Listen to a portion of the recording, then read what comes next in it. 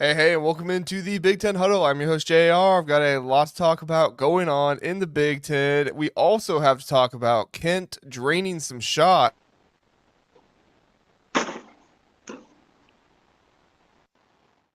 That's right, folks. That's right. It's basketball season. Kent's outside in the rain, and he's also here talking basketball with us. How you doing, Kent? Basketball never sleeps. Listen, a little bit of rain outside, a little dark. You got to get out there and get your shots up still, people. 15 shots a day will keep the doctor away. I've always said that. That's a great point. That's a great point. It doesn't have to be an hour outside. Just go put up a couple shots. See a couple go through the rim, and it'll give you extra confidence for doing stuff like the Big Ten Huddle when you're talking about basketball, baby. There you go. My older brother once told me, he said, if you go out and shoot before a game that you watch, if you shoot well, your team will shoot well. And Facts. I thoroughly believed that until I was like 14 years old. So That's factual. That's factual for other people. I always had a problem like in high school. I always like if I shot well in warmups, I always shot horribly in the game and vice versa. I don't know what yeah, that was. I don't know. I always just hit the layups and warm-ups. So, Yeah. but that's also the only shot I could make. So, all right, let's talk about some Big Ten basketball before we get into it. Let's see who's here in the chat. We have John. John says, I'm not panicking, but Goody only making 2 threes through 2 exhibition games and 1 live game to me is a bit concerning. Yeah, we're definitely going to get into that. I don't know if you had that down and talk about Kent, but Luke Goody, it's not the 3 ball has not been falling for him to so far. Yeah, I did not have that down quite yet. I haven't had a chance to go in as deep on every single team as I would like to at this point in the season, but I'm going to get there, though. It's early. The refs are still trying to figure things out. Goody's still trying to figure things out. A lot of fans are still learning that Chris Collins is the best coach in the conference. So, like, everyone's learning at this point right now, and I'll figure things out as we go through the season here. We will, and when we do these, panic and concern, like confident thing, we're gonna go kind of quick. So I'm not gonna go super in depth with every team, but we will hit on stuff. We have Michael here saying, hey, thanks for being here, Michael. We appreciate you. John asking us how we're doing. It's basketball season, John. I'm doing great. I'm doing fantastic. Is this the best time of year, by the way? Like, I've always said March is the best, but like I thought about it the other day. Football, basketball on at the same time, like football winding down, everyone's getting excited about their basketball team. This is such a like November is fantastic, isn't it? Yeah, I feel like this is when we see the most activity amongst every fan base because you have teams in football that aren't doing so well, and then you have teams, and then they're excited for their basketball team. So you have Yeah. let's just be Yeah. honest, Purdue this year in football. Oh, yeah, Nobody for wants to talk sure. about Purdue football, but Purdue is coming off winning the Big Ten 2 years in a row, trying to three-peat this year. So there's a lot of excitement there. So yeah, I really enjoy this time of year, and I think this is the most active fans are overall. Yeah. It's a good time. I'm excited, man. Uh, so Philip is actually saying 15 shots of whiskey a day. Um, Philip, God bless your lungs, or not your lungs, your liver, whatever. Yeah. That would be your liver. Yeah, but I mean, it'll keep the doctor away for a while. You'll be like feeling good about yourself, but then the doctor's going to come quick and often if you're taking 15 shots of whiskey a day. Eventually, yes. Road Dust, appreciate you being here. He says, I use gameplay, makes me a little nervous. Should pancaked the team they played. Yeah, I mean, doesn't that happen with kind of every team though a little Yeah. bit? Like you set super high expectations for your team, and then I don't know. I wouldn't be too worried about it. I mean, there's definitely stuff that could be better, but you know, um, yeah. I am here to bring some positivity tonight. I think to IU fans, some positivity. Which they could Um, honestly they could use it with the year they're having with football and like their basketball team being so highly ranked, and could you we imagine could if the football really. team won the Big Ten and the basketball team like finished like Oh my bottom half? god.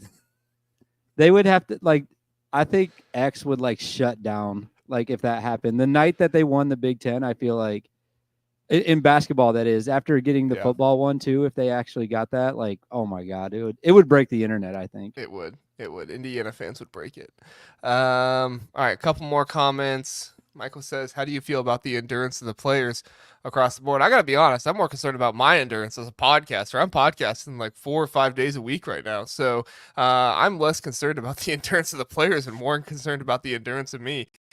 Kent, how do you feel about the endurance of the players? I have the players. Oh, I don't care about them. They're all Or young. you? Yeah, you as a podcaster, that too. Yeah, I'm definitely more concerned about me. Like they're all in college. They're used to this. I'm not. I'm getting old, man. I can't do this all the time. I can't stay up till 1 a.m. watching Washington just barely squeak out a win against UC Davis or wherever they played the other night. That is a very underrated part about being casual Big Ten now. It's hard to be casual and staying up until 1 in the morning watching, possibly the worst team in the Big Ten play. Definitely. First of all, definitely the worst team in the Big Ten, but also like, yes, it's getting difficult. It's getting difficult. Yeah. But to answer your question, Michael, I honestly I haven't seen too much. It's one of the very first game of the year. I mean, a lot of these players aren't even playing the full game because they get taken out kind of halfway through. So I haven't seen too many concerns. And a lot of these guys, they're just getting into, I wouldn't say getting into shape for the season, but they're just starting the season. So I'm not too concerned about any of that. One more, Derek here. Thanks for being here, Derek. Says Ohio State made the right choice hiring Diebler. Agree or disagree, Kent? That is such a great question for me to answer right now because I just got done. I'm going to do a little promo if you don't mind, JR. Just got done doing the Ohio podcast.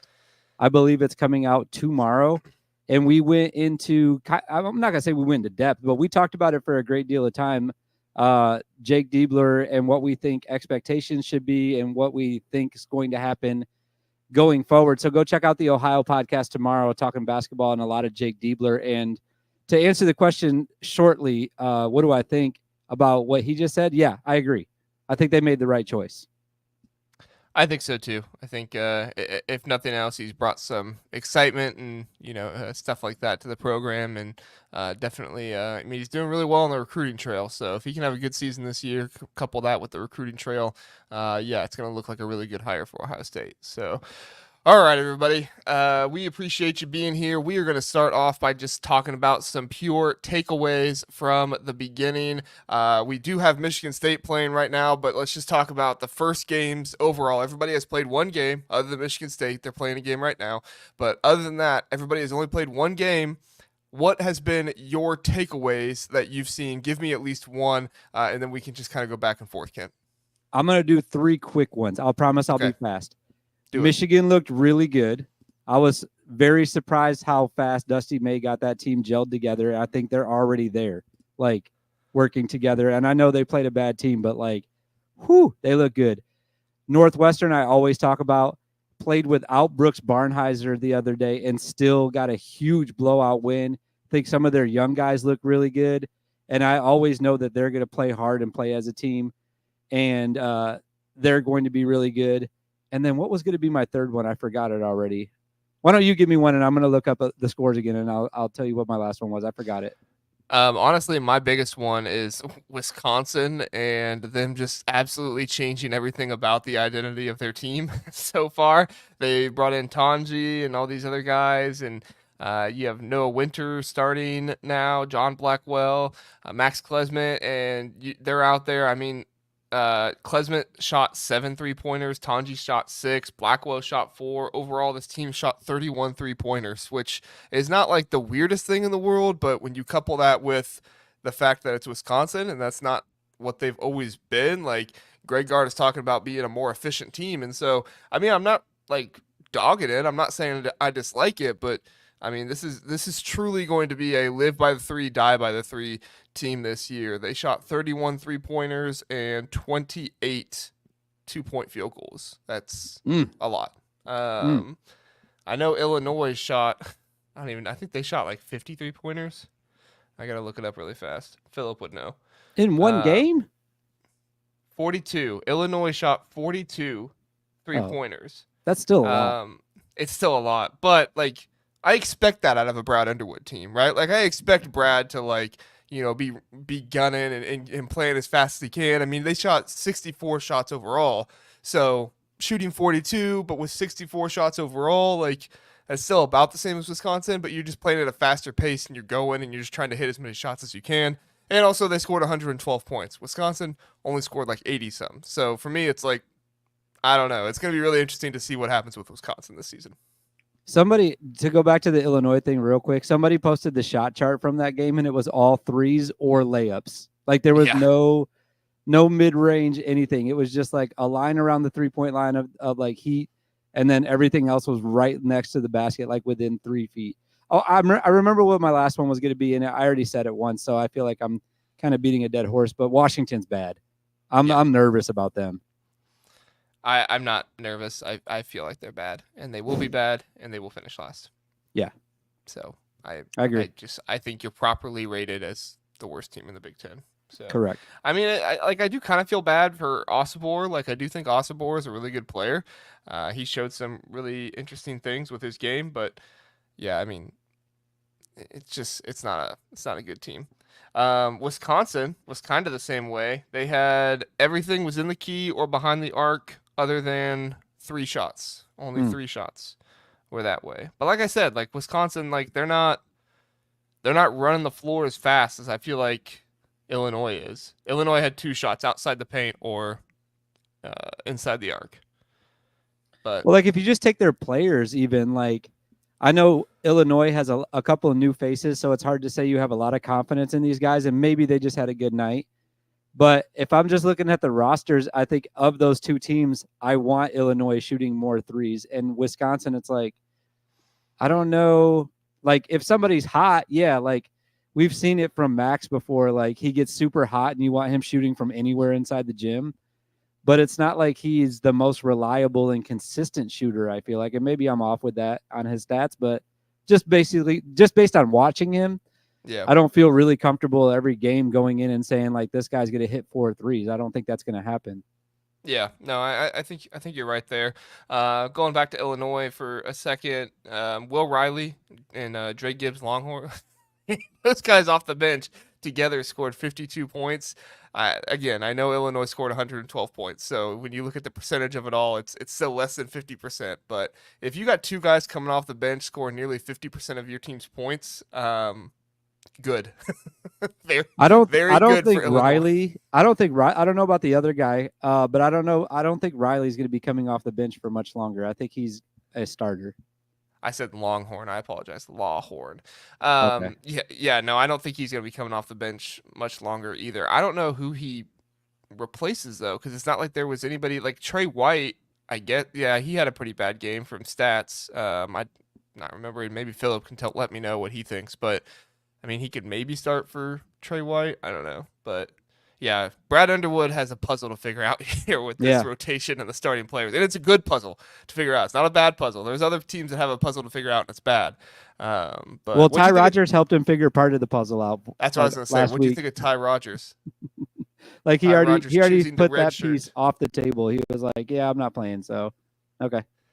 Yeah. That's one less guy you got to work into the rotation, I guess. Oh, Philip makes a good point.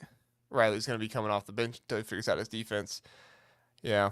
I don't really know if there's any super strong defenders on this team, though, from what I saw. I mean, they defended well against Eastern Illinois. I'm not trying to take that away, but who'd they play in their scrimmage? I'm getting all mixed up now. I don't remember. Ole Miss. When they played Ole Miss in their scrimmage, yeah. Ole Miss just went crazy on them. So, which is not always indicative of who a team is. They'll obviously improve, but yeah, if Will Riley can get his defense right, look out. He's gonna be playing a lot of minutes and doing a lot of for sure. Stuff. Any other takeaways, Kent? Yeah, like I think that overall, like as a conference, there was a lot of talk, especially leading up towards the end of the offseason, about how KenPom had every team rated so closely and predicted to have like such a similar schedule. And I think that that's still fair. I think that there are a lot of teams that are similar in talent, but from what I watched, and maybe it was just because we were playing such bad teams this first game, but I feel like overall as a conference, we're all good. Like everyone's like super talented. It's like, this is going to be such a fun conference to watch throughout the whole year. There's so many talented teams, even the like teams that'll end up finishing mid like from 7 to 12 are going to be really strong teams that can beat you any night of the year. So I was just my takeaway, I guess, in the long way of what I'm saying is that I'm kind of have an elevated feeling about how talented the conference is overall.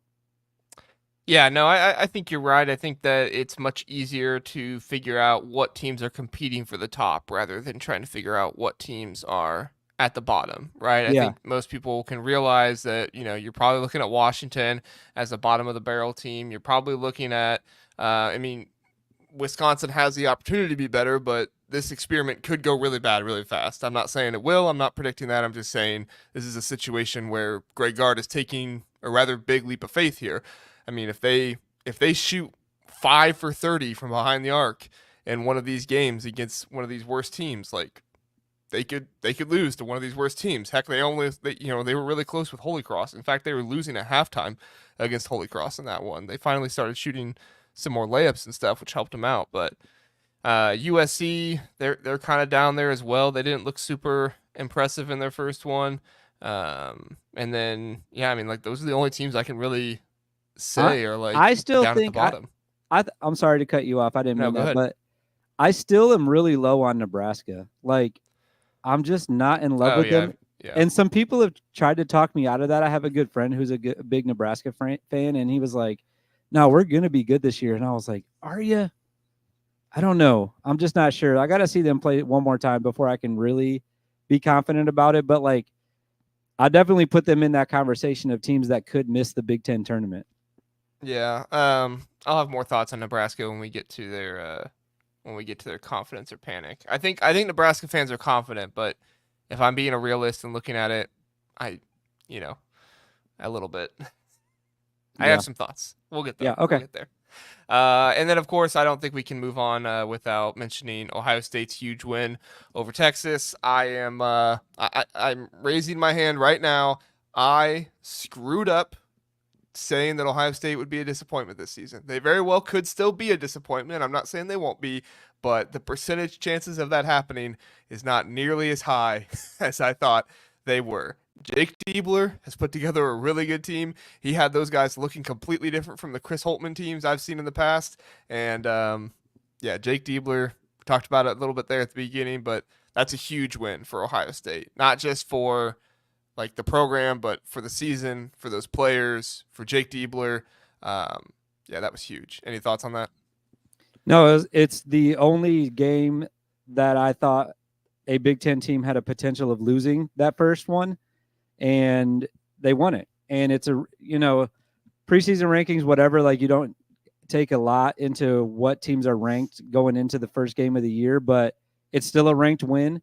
If which you are, you're an Ohio State fan. Like you want Texas to be great the rest of the year so that win looks even better throughout the season because like you said, I think the chances of them being bad are less than the chances of them being good. I think that they're still going to be good. But because I just said the whole conference is very talented, if it comes down to a situation where we need to look at their resume at the end of the year, you want that Texas win to be as great as possible. Yeah, yeah. No, you're exactly right. They were without oh, what's his name? Marks, I think is his last name. So I do have a little bit of question there. But overall, just the way the team played. If I'm just looking at how the team played and how they meshed together, their front court, their starting front court basically gave them nothing, and they had guys come off the bench and provide and be productive. And the backcourt, I went into this season thinking this could be one of the best backcourts in the country. If they play up to their potential, and I feel even better about that because in a game where Michi Johnson struggles, Junie Mobley, oh my word, he was fantastic. Bruce Thornton, Quez Glover struggled, but Micah Parrish was fantastic. So yeah. All right, let's move on. Kent, we a lot of good comments, everybody. Unfortunately, I can't follow along with everyone when I'm trying to talk, but if I see something, I'll bring it up while we're talking. Kent, let's real fast. Okay, I think this is a fun little exercise to try. Let's predict who is going to have the best stats in 7 different areas in the Big Ten this season. We're looking at points per game, field goal percentage, 3-point percentage, opponents' points per game, rebounds per game, blocks per game, and personal fouls. Now, I went with the highest opponent's points per game. So whichever team will give up the most opponent's points per game, and then the most rebounds per game, most blocks per game, and then who will have the most personal fouls per game. If you're watching on YouTube, on the graphic, these are the teams after each team has played one game this season. These are the teams who allowed the most or produced the most this season, if that makes sense. So Oregon gave up 76 points. That's not the lowest. That would be Northwestern, I believe, who gave up 46. Oregon gave up the most out of anybody in their opening game. So that's why I have them there and not Northwestern, because they gave up the lowest. Does that make sense? Yeah. Yep. Okay. All right. So, Kent, my question to you is, what team in the Big Ten will have the most points per game this season? Man. I feel like there's two options here. Yeah. And I feel like they're both on the screen right now. I'll stick with Illinois. I think that the way that they play, the pace of play, and the amount of athleticism that they have, and just the way that, like I just said, the way that they play, the way they get up and down, I think that Illinois is going to have the most opportunities to have the most possessions per game. So de facto, they're probably going to score the most points. And maybe they don't have the strongest defensive team either, so it might be low.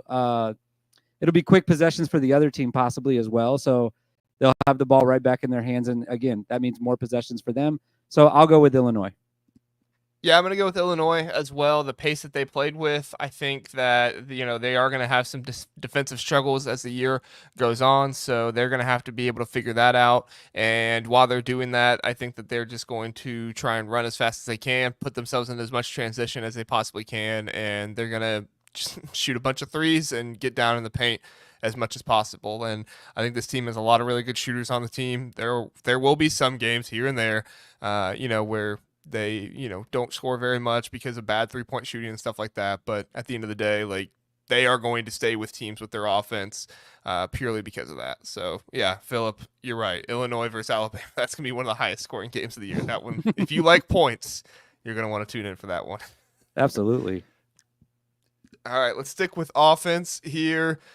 Field goal percentage. Kent, why don't you go first on this one, and then I'll go first on 3-point percentage. Okay, I'm going to go on the field goal percentage. I will take Purdue on this one. Okay. I think that, again, and this is all just based on vibes, basically, and their styles of play. But watching the way that Coach Painter makes his guys run offense, they don't take a lot of bad shots. Everything's high percentage. So, and we're talking about field goal percentage, so I'm taking Purdue on this one. And they, by the way, have some pretty good shooters as well. And they got a guy that's 7'3". He's going to be next to the basket a lot.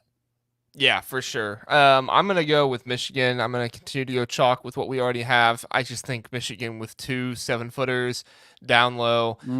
I was a little concerned with their physicality going into the season. I noticed it in the game against Toledo. Dusty May mentioned it in his press conference afterward.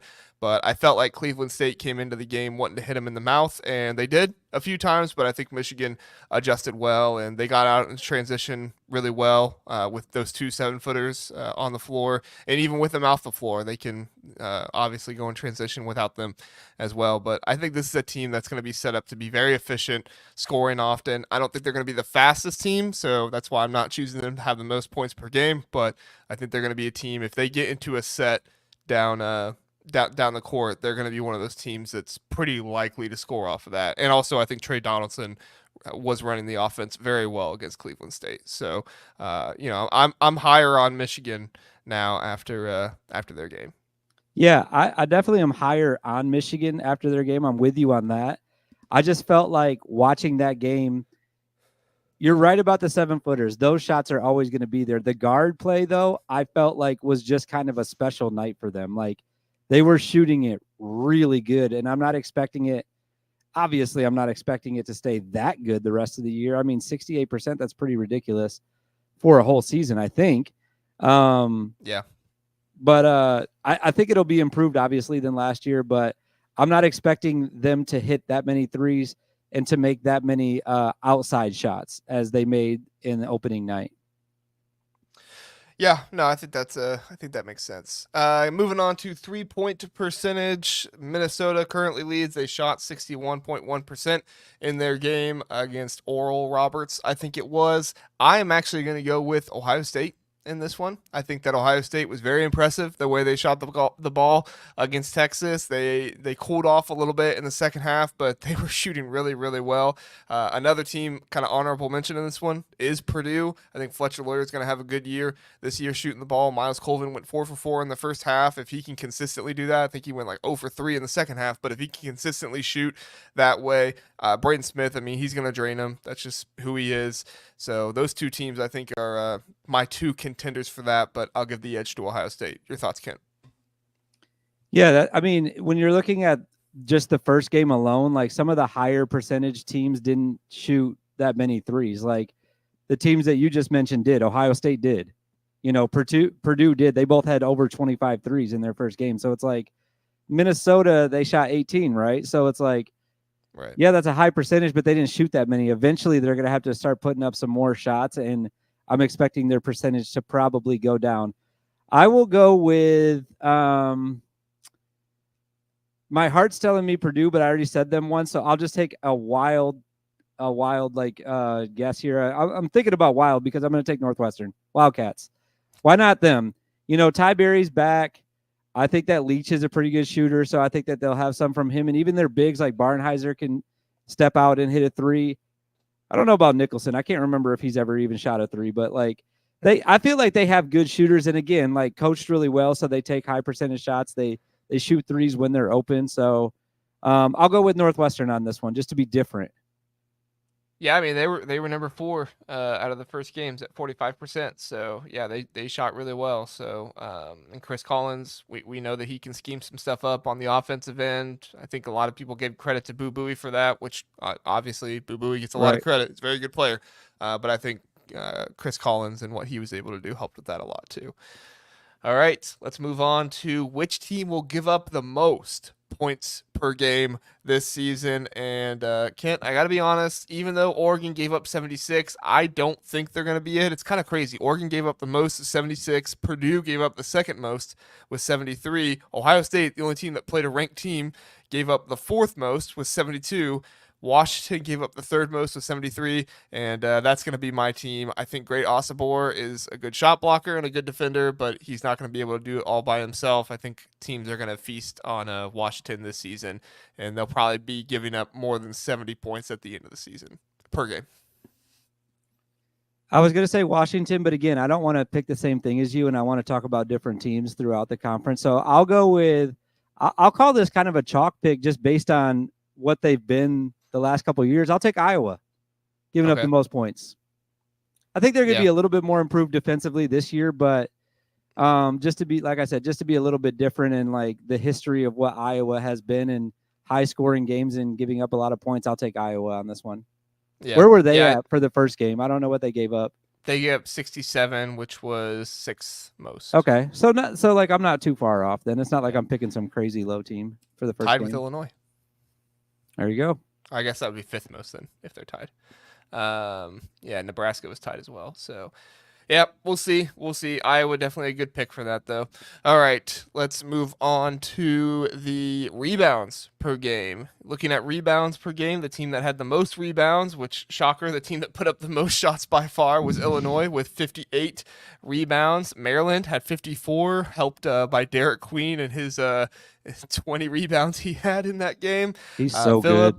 I got news for you. If Derek Queen plays like that, Willard's not going anywhere anytime soon. This might be a Billy Napier situation where they keep him around just to keep Derek Queen around. Because that's what they're doing in Florida. This kid is going to save his job single-handedly, just all by himself. That's what they're doing in Florida, man. They're like, hey, we can't lose DJ Lagway, dude. He's so good. Keep Napier around. And that's what they're going to do in Maryland. They're like, dude, we can't fire this guy. We got to keep Derek Queen around. So I hate to see it, by the way. Hate to see it. Willard, I mean, I love to see Derek Queen be great. No, I love it, man. I think he was fantastic. Yeah. So. I just hate to see Willard staying around any longer. John says Willard is going to be full effect when Derek Queen has a bad game. Oh, for sure. Man. For this sure. Podcast hates Kevin Willard so much. Yeah. Well, Yep. well, we can't hate him too much. He did have 54 rebounds in their game. Michigan State in their first game had 48 rebounds. Who would you go with the most rebounds per game? Man, I was about to pick a team that's like near the bottom for the first game, but you know what? I'm just gonna pick them. This is gonna be like a crazy, like I'll throw it in the dark, but I'll go with Michigan. I'll go with the team that you just talked about at the beginning for the field goal percentage for the same reasons. They're gonna have 2 7-footers out there playing heavy minutes, and in a game where their rebounds were low. Let's remind everybody they shot the highest percentage on offense from field goal. So there wasn't a lot of opportunities for offensive rebounds. And I think once Big Ten play starts and the games start to slow down a little bit and they're more of a grind, that's where the two big guys from Michigan are going to show up, and they will their rebounding numbers will start going up, I think. So I'll take Michigan on this one. Yeah, I think Michigan's a good pick. My only problem is I don't know if they're going to be shooting enough for that to happen. I think that, teams are going to have to shoot a lot, like Illinois. Like, do I think Illinois is one of the best rebounding teams in the Big Ten? I mean, they're obviously good at it. They had 58 this last game, but I think a lot of that was because of the pace of play they played with and how that impacted the team they were playing. Who was it? Eastern Illinois, and how many shots they were getting up as well. So I'm tempted to pick Illinois, but I don't want to go chalk again. So if I'm actually gonna pick another team, it's actually going to be. It's actually going to probably be Oregon. I feel like Oregon is another team who kind of got up a lot of shots and was kind of running fast, and they had some good rebounding down low, and they might struggle in the Big Ten, so that is kind of a hot take, I feel like. I don't know how their bigs are going to do in there, but this could be a team that, Dana Altman, I mean, he's a good coach. He's going to get his guys battling down low. If somebody's a bad coach, I'm not going to pick them for most rebounds per game. So, but we'll see. We'll see. Illinois definitely a strong choice, and your choice as well. So Michigan. That's it. That's interesting because as you were saying that, I was like, I don't know how much it matters how many shots they get up, but you're absolutely right. I just went back to last year's numbers, and Illinois led last year. Oh, did they really? Okay. Which is insane considering Purdue existed, and they were up. They were like a half point ahead of Purdue last year for rebounds per game. Oh yeah, but Purdue got it because Edey was just. No, that's what I'm saying though. But they still beat Purdue though. Yeah, they had a half point or a half rebound more, I should say, than Purdue even last year. So yeah, I think Illinois was probably the right choice. Even though you didn't want to go chalk, like that's probably the team that's going to be in the lead at the end. It's funny. The top two teams last year were Illinois and Purdue, and then it was all bad after that. Yeah. Nebraska wasn't bad. I apologize. No. Rutgers, Ohio State, Maryland, Iowa, Michigan, Minnesota. Like I love some of those teams, Ohio State and Minnesota, but like let's be honest, they were they weren't top tier teams in the Big Ten last year. Ohio podcast, 3-point percentage, Ohio State. Yeah, did you guys see him shooting in that one? Are you asking if that's what I said, or are you questioning my my choice there? He probably thinks you chose Minnesota if he's getting on late. But no, JR picked Ohio State though. No, yeah, I picked. No, Eric, these are the leaders right now. These are not our picks. These are the leaders right now. Yeah. Thanks, Kent. I wasn't sure. All right, let's move on to blocks per game. Now, Illinois is not the leader, but Merez Johnson did have 6 blocks in that game. That was crazy, man. How many blocks he had in that one. Iowa was actually leading with the most blocks per game. That was really interesting to see from them. I was still in the last year. I was like, why am I at Rutgers? And then UCLA, Maryland, Illinois had 9 blocks overall. Kent, who do you think is going to have the most blocks per game this season?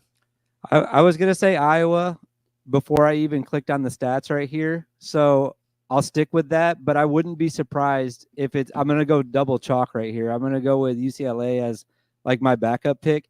And I'm going to say that just because I haven't picked UCLA to be ahead in any of these categories, and I really like UCLA. So I'm going to kind of pick them as my backup pick, and also just like a really good defensive team. I think Mick Cronin's a really great coach. So I think that defense will turn into some blocks, and they'll be near the top of the conference, if not the top at the end of the year.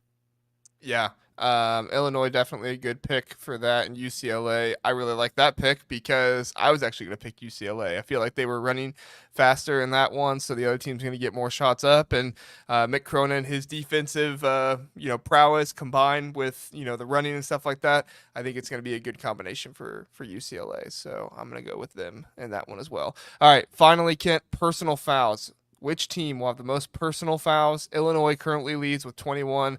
Right behind them, Washington, Ohio State, Northwestern, and then USC. I'll go first in this one. I think it's gonna be Washington. I don't think they're disciplined. I think their big men are going to be trying too hard. I think Illinois was just on defense so many times, and that will probably affect things. But I think Illinois' defense is going to get better throughout the year. I am not confident anything with Washington will get better throughout the year. Yeah, and I tried to talk about different teams as much as I could, but I can't go against you on this one. It's Washington for sure. Yeah. I think that this is going to be a landslide. I think by the end of the year they're going to be up by like 50 plus on the personal fouls. That's my prediction. Philip says Rutgers will have a lot of fouls because they are young. I forget, how many did Harper have? I don't know about that though, because I don't know. Bailey didn't play because he was hurt, so we didn't get to see that very much. No, and I understand. I do. I usually agree with Philip. I do. I like to agree with Philip. He's one of my favorite people on here. But I watched Dylan Harper's that whole game, and he looked more mature than some of the juniors and seniors that I was watching the other night. Like, this is a young kid, but he is a very high IQ basketball player. He's not going to make dumb plays, and he's not going to take dumb fouls. So I don't know about Ace because I didn't get to see him play a college game yet. But Dylan, for sure, I don't think is going to have any problems getting in foul trouble. I don't think. Yeah, I mean he's young, but he's small. He's not going to be down in the paint and stuff like that too much. I actually do agree with the sentiment if he's talking about Ogboli, the center for them. He's only a sophomore. Okay. He's from Nigeria, or he's a junior. He redshirted 1 year. I apologize. He's from Nigeria. I was actually reading up on him a little bit. The other day, he is still learning the game of basketball quite a bit. He had 3 fouls against St. Peter's, so he's definitely somebody who could have some more. But yeah, who knows? We'll see. I have to see Bailey play first. Yeah, I was just going to clarify too. Like, you said that Dylan Harper is small, and I think what you were saying is that he plays a small position, like he's at guard. Yes. Dude has I just found this out the other night just by watching the game, 6'10" wingspan. Yeah, he's 6'6" and has a 6'10" wingspan. That is insane. Like, I couldn't believe, because I didn't watch a ton of high school film on Dylan, like, at all. I watched a bunch on Ace because he's like such an exciting player to watch, like highlights of. But for Dylan, I didn't watch as much. And when I was watching him play, I was like, man, this guy's big on the court. Yeah. Like, he plays big. Like, he's really good. Yeah. So his size and his speed combined makes him, Thank you for clarifying that, because, I did say that, and I definitely would have got blasted in the comments. I might still get blasted in the comments. Yeah, no, I won't let that happen. I appreciate that. John says Dylan went 1 for 6 from the line, was the biggest surprise for me. What's that about? I mean, freshman, first game. I'm not gonna be too concerned about it. I don't know all of his numbers from high school, but I don't remember anybody talking about him being a poor free throw shooter or anything like that. So, no. I mean, I would be more concerned if like something was happening late in the game and he was missing a bunch or something like that. I mean, this game was never tight between Wagner and Rutgers, and so But yeah, I mean, definitely something to watch. 1 for 6 in his first game should definitely be better than that. So, especially if he's 6'6" and he's going to be going at the basket as much as he is. Yeah, and I would just say to John, like, if there was one thing that I could pick that I would want to be concerned about, it would be free throw shooting, because that's the easiest thing to fix. True. So that's true. Pikel can just tell him to go in there and shoot free throws all day long. Yeah, like, stop shooting it the way you're doing it. Here's how you shoot it better. Fix it. Yeah. He said it's not great Osibor shooting 7 for 16 from the line, but still. Yeah. Osibor is Shaq from the line. I'll tell you, John is our free throw expert here. I love it. I appreciate you, John. I know. That's something I'm definitely, and that's what we need this year too, because people aren't going to be locked in on the free throw line as much now that Edie's gone. That's true. We need someone that's locked in on the free throw line, and I'm glad John's here for us.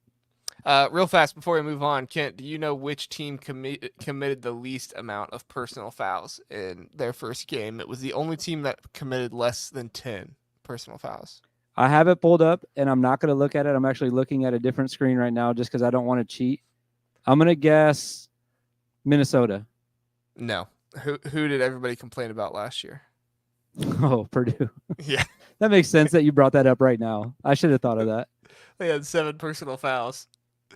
That's crazy. Minnesota, I- pretty low, by the way. They only had 13. That wasn't a they bad did. guess. Second last. So, yeah, good for them. Or I guess third last. I don't know how tiebreakers work. So, all right, everybody. We will be. Oh, what did OHL podcast say?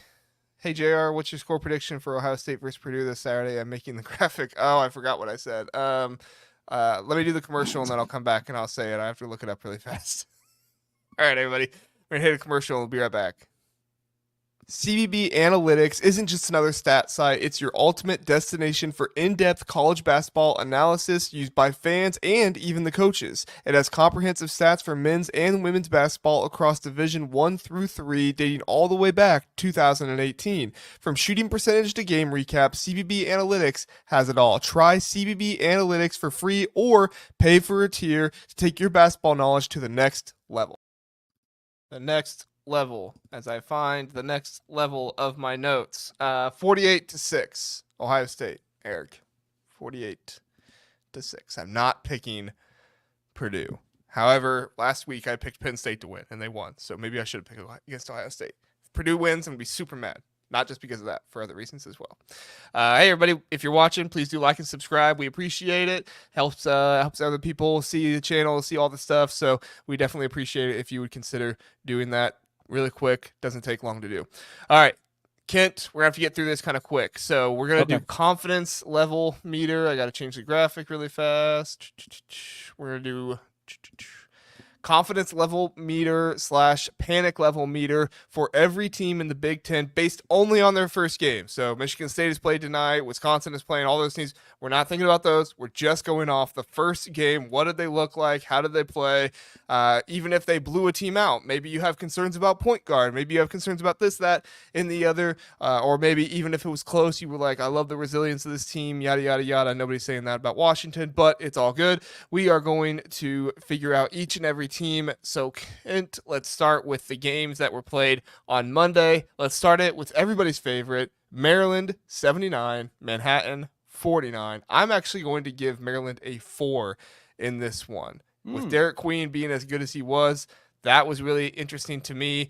They kind of struggled there at the beginning, but they were doing all the dirty work. They out-rebounded Manhattan by a lot, which they should do, but still they were doing kind of the dirty work, and then they pulled ahead in the second half. So for me, a team coming off of not having I keep forgetting his name, the point guard from last year that just basically scored every single point for him. Jameer Young, thank you. And in this year, trying to institute Derek Queen, trying to get those players to play together, Julian Reese and Derek Queen. I thought it was a good performance. Little shaky at one part, but I thought it was overall encouraging for Maryland fans. What do you think? I'm going to stick with a 3. Like, I thought that they did what they were supposed to do, and I wasn't overly excited about it. The only person that I was really like, Derek Queen was the only guy that I was like, all right, well, he's a little bit better than I thought he was going to be. And I'm not 100% sure that that's going to keep up through the season. Like I said at the beginning of the show, I hope that it does. I'm going to be cheering for him. He's a really fun player to watch. But there's also the realistic chance that he's a freshman and he's not going to be that every single game. So if he's not, they go back to the old Maryland. And I'm just not super confident with their coaching. I'm not super confident with the rest of their players. So I'll be neutral because I was excited about that one player, but the rest of it, I'm just like, I'll get excited when it's time to get excited for that. I'm neutral with it. Makes sense. I can't argue too much with that. All right, next game, Purdue 90, Texas A&M, Corpus Christi 73. Now, this was a blowout, but with like 5 minutes left in the game, it was a 3-point game. Texas Corpus Christi was playing really well there toward the end. Purdue pulls it out. They win by nearly 20 points in this one. Kent, I'm actually going to give Purdue a 3. And my thought process is like, I was confident they were going to play near the top of the Big Ten this year. I don't feel more confident that they will, but I also am not like panicking that they won't, because I think the big three of Braden Smith, Fletcher Lawyer, and TKR are good. I have some concerns about the 5, but I think I already had those concerns going into the season. Miles Colvin goes 4 for 4 in the first half, shooting from 3-point. I feel good about that. But then 0 for 3 in the second half. What's Cam Heide doing? So I'm kind of going back and forth. There's things I like, there's things I don't like. So I'm kind of going back and forth. So I give him a 3. What do you think? I'm at a 3 as well with them, but if we were just talking about this one game, I would probably be at a 2. The reason why I'm at a 3 is because it's Purdue, and I know what Purdue is going to be. I know how they're going to come together as a team.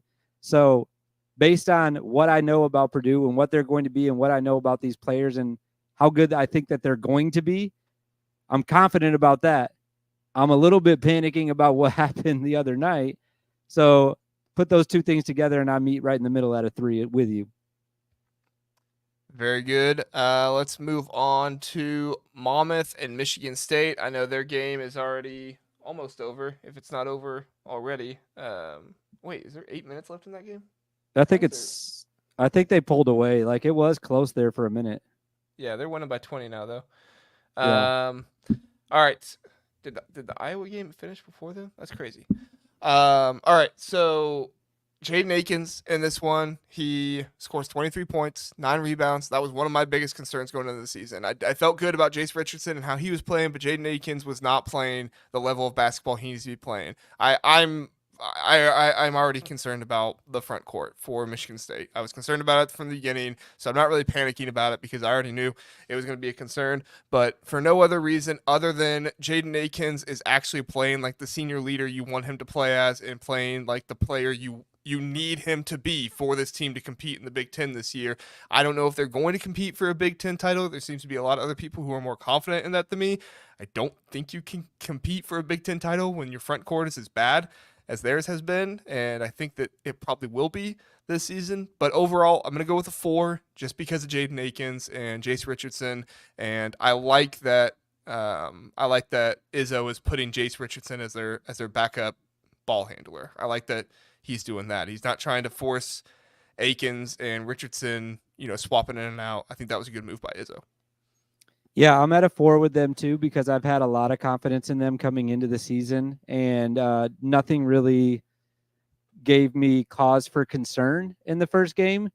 And I'll be really transparent. I've been watching their entire game tonight against Niagara, so I've been seeing some other things from like Richardson and even Fears. I feel like is tonight, especially kind of controlling the offense. So I'm at a 4 with them. I'm pretty confident with Michigan State.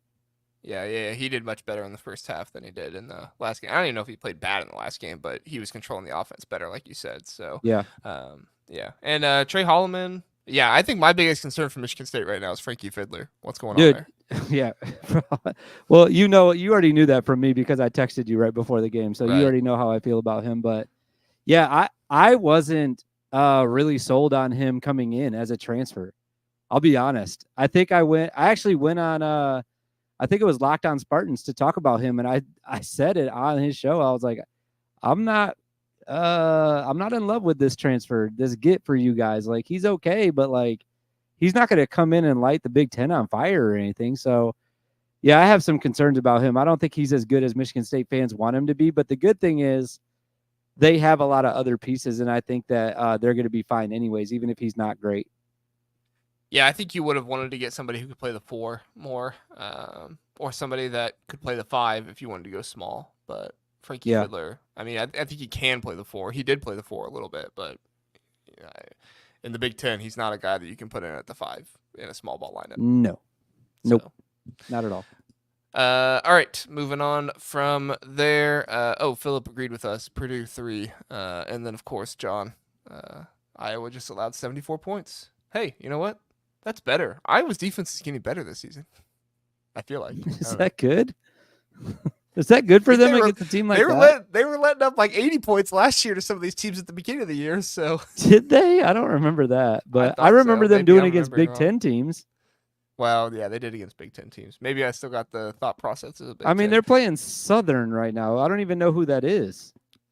You know what, Kent? Fran McCaffrey wrote a book on defense, so you can critique the man when you wrote a book on defense. Is that true? Somebody told me that. I've never seen it. Oh my God, I'm looking that up right now. I will have that will be in my Amazon cart purchased before this show is over if that's true. I think it was Shaps actually that told me, so maybe text Shaps. Okay, I will. All right, let's move on to Penn State and Binghamton. I always want to say Birmingham. Binghamton. I always got to say it like that. Penn State wins this one 108-66. I got to tell you, Kent, I'm feeling way better about this Penn State team. I'm at a 4. I was kind of, thinking they'd be a bottom of the barrel team this season. I still don't think they're going to be a top half of the conference team, but I'm feeling better about it than I was because guess what? They got a 5. This Yannick dude, who's 7 foot, he put up 16 points. I really like Dunn and Kern coming off the bench together. I feel like this team has more depth this season than what we've seen in the past. So, I mean, I know it's one game, but for me, 108 points from Penn State, I'm feeling pretty good about it. I'm going to give them a 4. Yeah, I have to do the exact same thing that I did with Purdue. I am confident. It's the opposite, though. Like, I'm confident in them after this first game, but I was panicking entering the season. So, again, I got to meet in the middle and say that that's a 3. But, yeah, just based on this one game, I kind of wrote down, like, before we started, like, my confidence level based on going into the season and didn't have the just for this game thing ready. So, sorry about that. But, yeah, You're good. 4 for this game. I'm still not, I'm looking at all these teams, and you have to take some of these games with a grain of salt and look at them and say, well, that team that I just watched, Ohio State, Michigan State, Purdue, they're going to be playing teams like Penn State. Like, how many wins do I really think Penn State's still going to get in this conference? I'm not too confident about it, but just based on that one game, yeah, feeling better about them for sure. I was going to say, maybe don't look at the win total. Just look at the conference overall in the standings. Do you feel like Penn State is more of a middle of the half, like middle of the conference team, or last place team in the conference after watching this game? Oh, yeah. They're definitely more of a middle of the pack team, Yeah. like after this game for sure. Yeah. That's where I went with it. So Yeah. I know you said a 4-2. It's just like that was kind of my whole thought process. Philip says, "Watch out, Penn State could be on the bubble. Sneak into it." There you go. John brought it up. Building a championship. I have it right now. defense I by just Fran found it. McCaffrey. Oh, I Okay, found you the buying it? DVD. The DVD's $40. Are you joking? Listen, if you want a championship defense, Kent, you got to pay. Wait. I can't find the book though. Maybe it's only a DVD. Maybe they got rid of the book. That is hilarious. Maybe I will buy the DVD. I should just buy the DVD and rip it and put it on YouTube for everyone to come watch. There you go. We'll link it in every episode if you want to learn how to build a championship defense. We're giving out I mean, the free thing is, he resources probably here. does have some decent stuff in there for youth coaches. I mean, yeah, he's a college basketball coach. Yeah. Obviously, he knows how to coach defense. It's just funny that his reputation the last his entire time we've been doing this podcast is the team has no defense and they're all offense. And then Oh my wrote a book on God! it, never had his I have DVD to of it. tweet. I'm tweeting this right now. I can't. This is why I do shows like this, so I can learn stuff like this. There you go. This just made my whole night right now. I'm so happy. John did that for you. Good job, John. I appreciate it, John. John, make sure you comment on or reply on Twitter so I can tag you in it or whatever. There you go. All right, let's move on to the next one, Kent. Michigan 101, Cleveland State 53. I'll let you go first on this one. Oh, 5. Based on I already kind of liked Michigan going into the season, but based on what I saw, it's a completely different team. I put out that on Twitter during the game. I think Michigan was up by 25 or something in the second half with 12 minutes to go, and I said, if you let Juwan Howard take over this game right now, the lead will be cut to 8 by the 7-minute mark. Or something along those lines. It was something like that. But it's just a completely different team. Everybody's playing differently. The ball was moving. I couldn't believe it actually because I was kind of brainwashed on how bad they were from last year and looked great. Roddy Gale looked great. You already mentioned Trey Donaldson, I think, earlier on in the show. Like, I did. Yep. so good. So good. They have a freshman named Kaysen. He was really good. So, like, yeah, I thought that they looked great.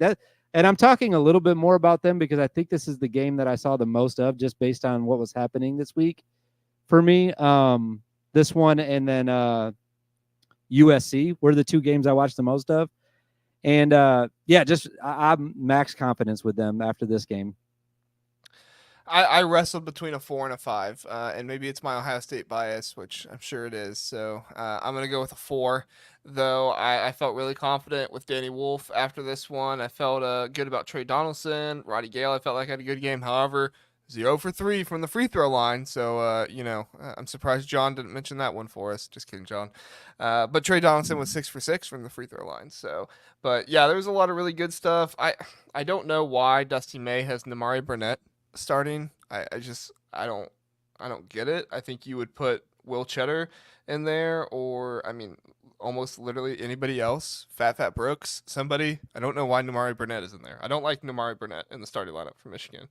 And then Vlad Golden, only 2 points, 2 rebounds in 21 minutes. I don't know. I mean, He didn't look that great. that was weird. Yeah.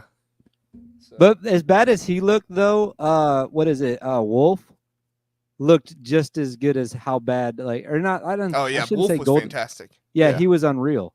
So Yeah. like, I think it kind of washes out. Like maybe there'll be a game where like Wolf's playing bad, and that's the one that Golden steps up in. But it felt like it was a big moment for Golden to like kind of make like an announcement, like, "Hey, I'm in the Big Ten now. Look, I can still be good," and he didn't do it.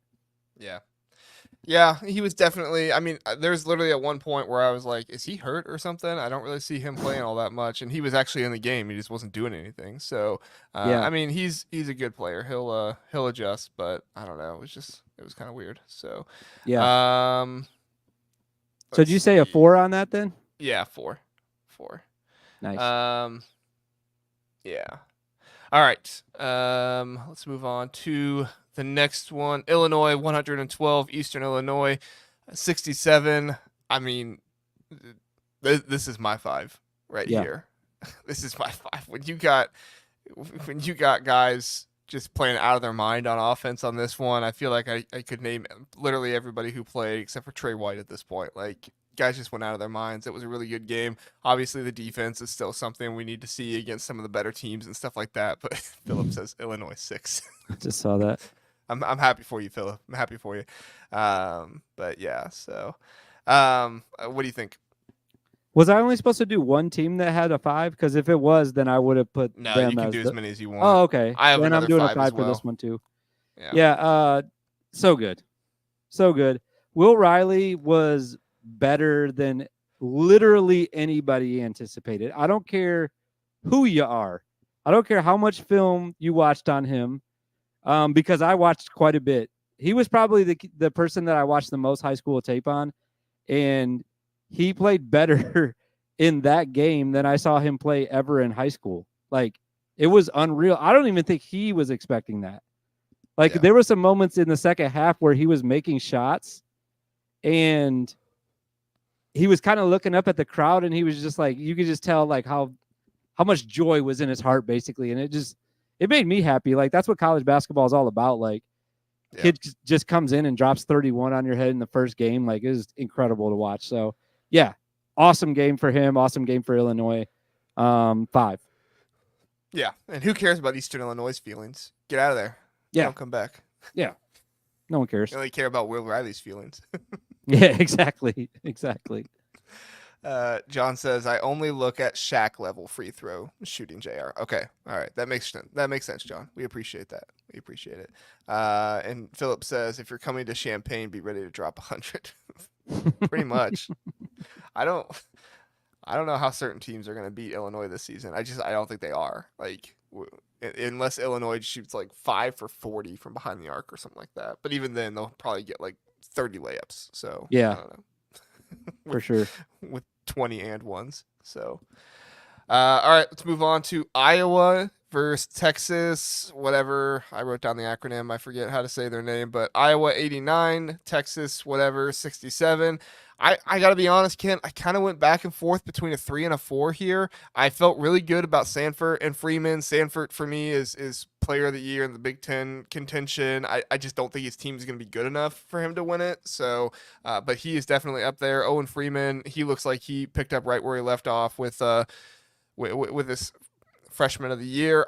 I like that Dix, he wasn't just a scorer. I felt like he was distributing the ball more as well. He was kind of the ball handler a little bit in certain spots. So they had Thelwell playing off the ball a little bit, which I liked. But overall, like it was a close game at halftime, and I just felt like they weren't executing super well. So like there was stuff from players that confirmed that I liked and new stuff from players that I liked, but the score at halftime just wasn't where I wanted it to be, like it was just too close for me. So Yeah. 45-35 at halftime, they outscore them 47-32 in the second half. But so I kind of went back and forth between a 3 and a 4. What'd you think? I'm at a 3 with them, and it's kind of based on, some of the stuff that I said about some of these other teams. I just haven't been I wasn't confident going into the year, but based on this game alone, it just goes exactly how you said it. First half, I was starting to panic a little bit, and then second half they pull away, and I'm like, all right, I'm confident about this team. I'm right back to a 3. I'm neutral on them. And I have to, like I said, with some of these other teams, I have to look at this as Iowa. I understand they won this game by 22. Great. Good job. You're supposed to. That's why I'm neutral. And Right. I'm thinking about the other teams that I watched, and I'm like, man, I am still kind of worried about Iowa. I don't think it's going to be the best year for them. I think it's going to be lower half of the Big Ten year for them. I know we're not doing like yearly predictions. We're just going confidence for this game, but Right. Well, and I think that was kind of their expectation going into the season, right? Like yeah, middle, I just think but probably lower half of the Big Ten. That I didn't see anything that made me think like, oh yeah, they're a step above. I saw stuff that made me think, oh, this player has taken a step, but I don't know if the team has taken a step. You know what I'm saying? Like, exactly. I guess that's what I'm getting at is that my expectation was low. I'm at a neutral, so my expectation for them on this year is still low. There we go. All right. Neutral. Well, it kind of fits with Purdue. Our expectation is high. Our expectation is still high, but it didn't get any higher. But it also didn't get any lower, so it makes sense. Exactly. So, all right. Let's go to Nebraska and UTR Grand Valley. I know that is how you say it. What is it? Rio Grande Valley. University of Texas, Rio Grande Valley. They beat them 87-67. Score was 42-36 in the first half. I mean, I really like Worcester. I think that he's a good ball handler for him. I think that there were other aspects of this game that I liked. Juwan Gary didn't super impress, but I felt like he kind of had his single digit, not as many rebounds as I would have thought, 2 for 8 shooting from the field. But Bryce Williams was fantastic. He got to the line 11 times, went 10 for 11 from the line. So I mean, you can't really say too much about being disappointed with Bryce Williams or anybody. It's just kind of like you feel like there could have been more from Juwan Gary, at least for me. And then Nebraska, they got to figure out their 5 without ranked Mast. They don't have a 5. Yeah, and that's kind of. I mean, we knew that though coming in, right? Like, right. That's what I'm saying. For me, it's a 3 because I don't think anything changed. I'll give them a 4 because coming in, I might be the lowest person in America on Nebraska. Like, I think that they're going to be bad. So watching this game, I was like, all right, they're not as bad as I thought they were. So I'll give them a 4 just because I thought they played a little bit better than I was expecting them to ever play this year. So I'll give them a 4 just for that. Yeah. All right, we're sticking on Monday night. A lot of games Monday night. We'll get to Tuesday where there's only one game here in just a second. But for me, Ohio State on Monday night, I talked about it earlier. I was super impressed with Ohio State. I'm going to give them a 5. The backcourt, I felt like was everything I wanted to see.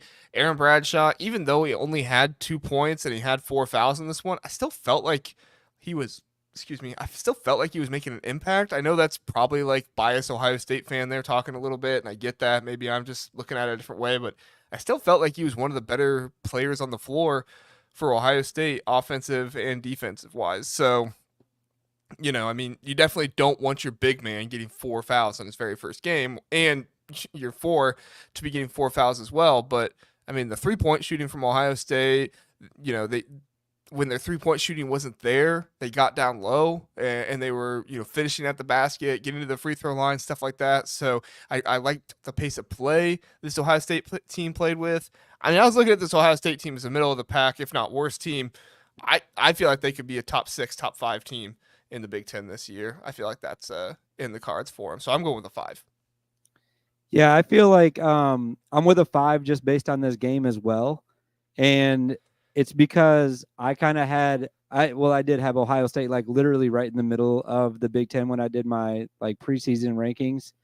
So watching them play this game much exceeded my expectations. So I'll give them a 5 based on that. And you're right. I think that it's not just Ohio State either, but I know we're talking about Ohio State right now, but there's so many teams that are going to be really good. And there's so many other teams that are going to be right there with them. So it could be anywhere from like, they could finish in 4th, they could finish in 12th. And it just is a matter of like how well they play and like how many wins they get in those big games when they're playing those similar teams. So, but again, going back to what we're doing actually with this exercise, 5 based on this game alone. It's the best win anybody has right now. So Yeah, you have it's the to only say team 5. that played a good team. Yeah. So I think Eric pointed that out. He said 5+ only Big Ten team to play an actual team in game 1. Yeah, I mean there's other teams obviously that have teams out there, but Ohio State challenged themselves at the beginning of the year and it stuck out. So for me, like they're the talk of the conference right now because everybody was picking Texas to win that game, and Ohio State comes out and wins it. So kudos to them. All right, let's talk UCLA and Ryder. UCLA scored 41 in the first half. Ryder scored 23, and they did not let up. 85-50 overall in the game. I wrestled kind of between a 4 and a 5 here a little bit, Kent. I like how do you pronounce that name? Bilodeau, however you pronounce his name, the Oregon State transfer.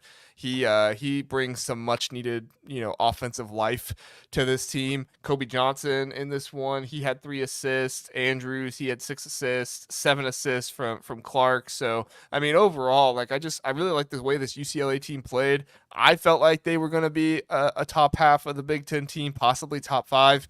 I feel much more confident now. They're going to be a top 5 team at the very least in the Big Ten. And I know you're probably there with me, so I'm curious what your thoughts were after the game. Yeah, I've been there. I didn't even have to watch most of this game because I just know what UCLA is. And I was like, I want to wait until they see they actually play like a real team, which by the way, might be their next game. Like New Mexico, I think is their next game, and they are not a slouch. That's going to be a game that people should definitely tune into. And if they blow New Mexico out, then you can start realistically saying, because they're not going to have like another really good game for a long time. So this is like their only game in November that you can even get kind of excited about. And if they blow them out, you can realistically say, okay, like hang my hat. This is going to be a top 3, top 5 team in the Big Ten, which I think that they will be regardless of the outcome of that game by the time Big Ten play rolls around. So I'm at a 5 with them. I was at a 5 with them entering. They didn't do anything to lose my max confidence, and I'll stick with it. Love it. All right, moving on. Wisconsin and Holy Cross. Wisconsin won the game 85-61. However, at halftime it was 36-35 against Holy Cross. I got to be honest here, Kent. I'm at a 2. I know they eventually blew them out, and I do think they deserve credit for that. So I'm not at a 1, but like Greg Gard is starting something new here, and he did pivot. Credit to him. He did pivot. They were not shooting as many threes in the second half, but I don't know. Like, I feel like this team is all bought in on shooting the 3. I don't know if they have the shooters to shoot the 3 that much. This is going to be an interesting one. The starting lineup for me in this one was interesting as well. Who they had? They had Winter, Crowell, Blackwell, Klesmit, Tanji. I don't know if that's a strong enough starting lineup in the Big Ten. And if they had a bunch of depth, I'd feel better about it. But that starting lineup played a lot of minutes. They only had 2 players coming off the bench that played more than double digit minutes. And that was Amos, who played 11, and John Nicky, who played 11. So I don't feel great about this team, and this game didn't make me feel any better. No, me neither. But I do feel like you missed out on a huge opportunity with your panic meter here. Max Klesmit, I got to give it a 1. Max, Yep. panic. Max, it's time to panic, buddy. I like you, brother. You're a great player. You can be a great player.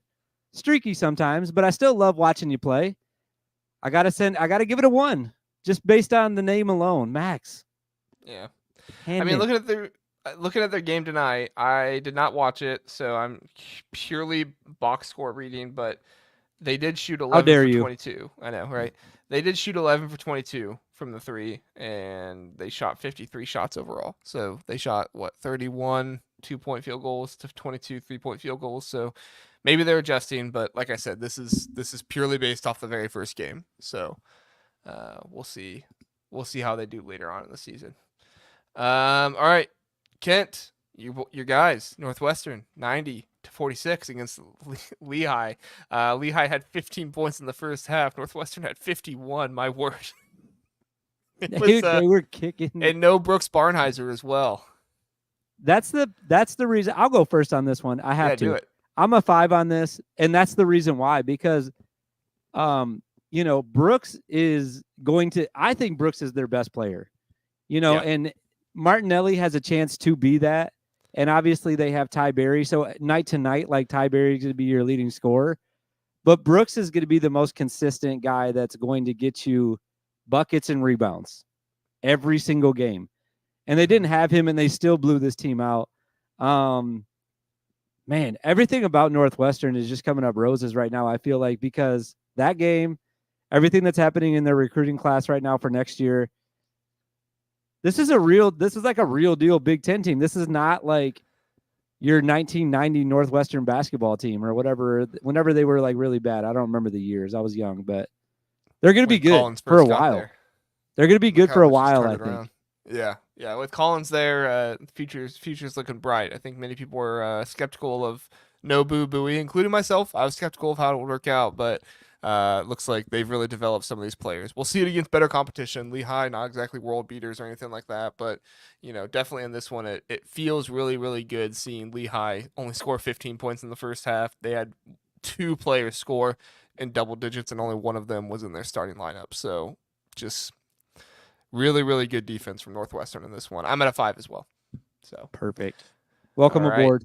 Yeah, I'm on the Northwestern train. I mean, I wouldn't say I was picking them to finish in the bottom half, but I definitely saw a possibility for that. I didn't want to come on here and talk about it too much because I didn't think it would happen, but I saw the possibility for it. I mean, if they are consistent with what they showed against Lehigh, just like the way they play, I'm not even saying like you got to win by 40 points or whatever, 50 points or whatever, but if they're just consistent in what they showed, style of play and stuff, they're going to be really, really competitive in the Big Ten. So I agree. I don't think I'm missing any teams. 2 more left on Monday. USC, Chattanooga. USC wins this one 77-51.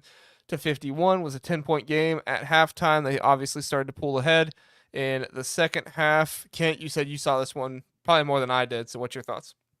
Yeah, I'm pretty much neutral on this one because, again, I'm kind of baking in my like preseason expectations. I kind of have them like middle of the road, and especially the first half, I was like, man, this team's kind of boring to watch. I'll be honest. Like, it wasn't really a good watch. It wasn't exciting basketball. It might have been because it was late. I'll give them some credit. Might be my fault a little bit, but I basically left the game when it was over saying this is about what I expected to see from them, especially in the first game. I anticipate that they'll get better as the season wanes on, but as of right now, I'm thinking they're middle of the pack. They played like a middle of the pack Big Ten team, and I'm neutral about it.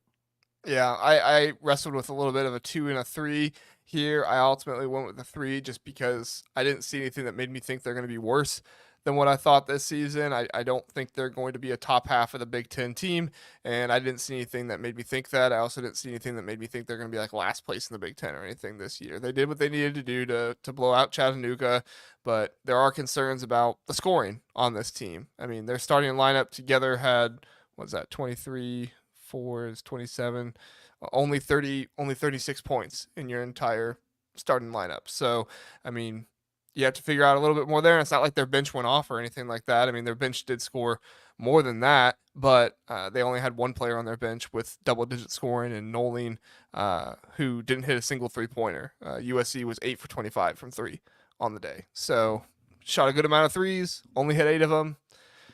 We'll see where they go from here. They're playing right now. I'm not getting a chance to watch them, but game just started, so they're up by 5 on Idaho State. So I'll go back and watch that one later. But yeah, I'm there with No, you. you won't. You're not going to go back and watch that. You don't want I to watch probably USC. will. I actually probably will. My son. I'm watching my son tomorrow, and I try not to put any Bluey on or anything for him. So typically we watch a lot of sports on Friday that I missed out on. That's genius. So he plays with the farm toys. I get to watch sports. It's a good time. Perfect. All right. Last one for Monday. Oregon 91, UC Riverside 76. Oregon went off in the first half, 51 points. UC Riverside did have 36 points, and they actually tied in the second half. But you could tell Oregon kind of taking the gas off the pedal a little bit here. I don't know. Like, if I were Russ or Dylan or some of those guys that picked Oregon to be a top 4 team in the Big Ten, I'm probably at a 2 here because I didn't see like top 4 level defense from Oregon out of this one. But obviously, like I said, they kind of exploded offensively. They had 4 different players in their starting lineup who had double digit scoring. But I mean, in this one, a game where you blew out UC Riverside, and really you should have blew them out. Like they didn't only play 4 bench players. So for me, like this kind of game, you need to get your guys out of there and see what you have on the bench. But yeah, I'm gonna go with a 3 on this one. I think Oregon's a middle of the pack team in the Big Ten, and there wasn't anything in this game that swayed me from that. What do you think? This is the one game that I haven't watched 1 second of yet, and I'll be honest, I'm not going to go back and watch that one. I'll wait until they play somebody different, and catch them when I catch them. So I can't give a accurate rating on this one. So I'll go with what you said, which was a 3, right? Yep. I mean, Good I could news. say that based off like just looking at the box score, but I don't like to say stuff when I didn't watch any of the game at all. So like, yeah, I would expect that to be the score like going into the game. And Yeah, I'm not Oregon's Oregon tough kind to of figure out, so I played. should have watched it, but I just didn't get around to it. Oregon kind of played a little bit like Iowa in this one. They had Evans Jr. scored 23 points in the game. He only played 20 minutes, and so you kind of had your main guy who was doing a lot. He went 2 for 5 from 3, 8 for 15 on the floor, and then Biddle, he had 16 points. Like you had your kind of big producers and then your other offensive players that were there, but you just didn't really have the defense. So honestly, Oregon just kind of reminded me of Iowa a little bit in this one. I think Dayton Altman is too good of a coach to have that consistently happen throughout the year, but for me, that's just what I saw in this first one. We'll see where they go from here. All right, Washington does not lose, but they do not win very well. Washington 79, UC Davis 73. It was 37-33 at halftime. Washington only wins the second half by 2 points. They allow UC Davis to score 40 points in the second half. 1 for me. Max Panic. Washington is not good. Washington will most likely finish last in the Big Ten if this continues. We'll see. Still early, but I'm predicting it will. Yeah, that's kind of someone said that to me on Twitter. They replied and they were like, "It's a first-year head coach. They're going to figure things out." And it was to a tweet where I said Washington stinks, and it's like, well, yeah, like I'm sure they will. They're going to figure stuff out eventually, but let's call it what it is right now. They're bad. I'm at max panic as well with Washington. I don't anticipate them winning a lot in the conference at all. Yeah, I mean they gave up 35 points to a player who averaged. I mean he did average 18 points last year, but like he gave up 35 points to him. And if I remember right, looking from the game log last year, he did not he didn't do most of his scoring against big teams. Yeah, Oregon State he had 9 points against last year.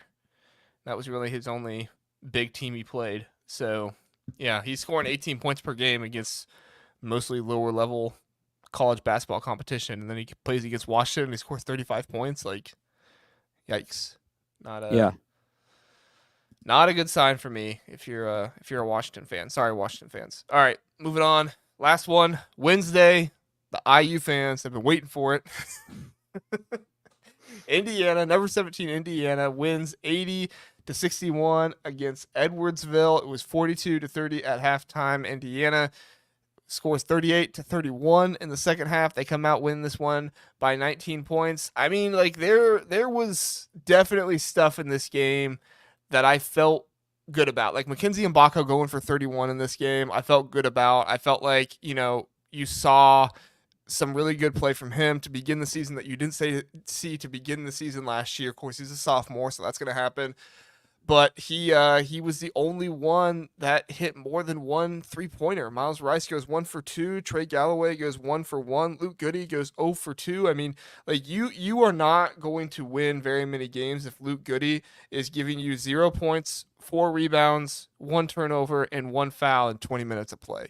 Like, I think Goody is better than that. So I'm not. Yeah, and 16 turnovers is ugly. John is saying, like, so I'm not like coming at Indiana here, but like I picked Indiana to win the Big Ten, and I still think they have the talent to do that. But I didn't see a team that's going to win the Big Ten against SIU Edwardsville. So like I feel like I have to go with a 2. Like maybe I'm being too hard on him, but like I don't know. I saw a really good starting lineup. Could have shot better, other than Carlisle. Malik Renew, really good. Mackenzie Mbako, really good. Umar Ballo shot 3 for 4 from the free throw line. So, that's what you want to see. But I mean, I think this team has to be more than their starting lineup to win the Big Ten this season. So I'm going 2. I think 2 is like fair if you're saying that you think that they're going to win the Big Ten, and then you're just basing your confidence off this one game. Like that's a fair thing to say, right? But I'm going to stay at 3 because I look at this Indiana team as kind of the opposite of their football team in the way that they're going to be able to grind out games, and almost anyone they play, I feel like it's never going to be a blowout. Whereas their football team is blowing out everybody, right? And they're putting up all the like fancy numbers and everything. That's not what Indiana basketball is going to be this year. I'm not seeing that. And, we talked about it all last year. They don't shoot threes, so their numbers are going to be lower because of that anyways. And they're going to be putting the ball inside a lot. You have Mbako, you have Ballo, you have Renew. Like, it's going to be all down low, like long possessions, grind it out, get stops on defense, and go win games. And nothing's going to be super fancy, I don't think. So as far as the stuff with Goody, like, yeah, bad game for sure. We know what he can be, though. So I wouldn't be surprised if, like, next game, kind of like what you were saying, he could come out and hit 3 threes in the first half next game, and no one's going to, like, blink an eye about that. They're going to be like, oh, that's why they went and got him. That's Indiana right there. They needed that 3-point shooting. So I'm not concerned. I'm neutral from where I was. I think I thought they were going to win the Big Ten. I still think that they're going to win the Big Ten. I understand why you went panic because, like, it wasn't the best game ever to open the year, but I think that that's what we're going to see from them throughout the year is this grinded out kind of style of basketball. Yeah. John says he'd go 3. I think he thinks if Woodson focuses the scoring on Mac, Malik, and Miles, that's the big 3 of M's right there. They'll be fine. I agree. I think Miles could have been better in this one, 3 for 7, 1 for 2, but I felt like he was trying to do his best to distribute and stuff like that and be a good point guard. He did have 2 steals, so I can't knock Miles too much. Like I said, the starting lineup played really well. For me, it's kind of the depth and stuff like that you need to see. I thought it was interesting that Carlisle got the start and didn't really produce all that much. And you saw Trey Galloway. He only got 17 minutes of play, had 6 points, 9 assists, 2 rebounds. Maybe you might have to put Trey Galloway in there. I don't know. Like, that was who I predicted would start in the offseason, but I thought it would be more of an injury thing. I'm kind of surprised they put Carlisle in there instead of Galloway, but I don't know. For me, it's like Woodson seems like the thing people are most concerned about this season, and I don't know if he did a whole lot to make me not feel that way in this one. But he will adjust, like he has adjusted in the past. We'll see. John's concerned about Ballo. He says if he continues to try and make Ballo the Kalel Ware, then I'll go to 2. So yeah, Did yeah, Trey Phil. Galloway grow a mustache, or was I seeing things the other night? I think he did. Who knows? I was Maybe trying to just find a forgot to picture of shave. it. We'll see. We'll see. Yes, I do remember he's coming off injury, but I mean, like he played 17 minutes in this one, so yeah. I don't know if maybe that was the big thing of why he start him or what, but um, John does bring up a good point. Carlisle's a dog on defense. He was everywhere. Yes, yeah, that's that is something for sure. That he was really good on defense. So I just look at it. You got 25 minutes of playing time, 1 steal, 3 assists, 6 rebounds. Like those are good numbers, but it's really hard to, you know, play a guy 25 minutes when he's going 0 for 3 from behind the arc, even if he's a really good defender. But we'll see. Maybe I'm freaking out too much. Maybe I'm freaking out too much. I could be. Like I said, I'm going off the expectation of best team in the Big Ten. So that's kind of. I don't think you can go with a 5 or a 4 when your expectation is best team in the Big Ten. So Yeah, I agree with you on that. The thing that stinks about Indiana too is like we're not going to know like really how good they are until conference play starts because their non-conference is so bad. Like, what are they playing? South Carolina is like their best game. Like, and I don't even know if they're good or not. Like, they already South lost. Carolina and South Carolina Louisville. already lost a game. They lost to North Florida. So no, they're not good. Immediately. What I'm about like, Louisville? I don't know who they're playing that's going to get us like to a point where we're confident about Indiana.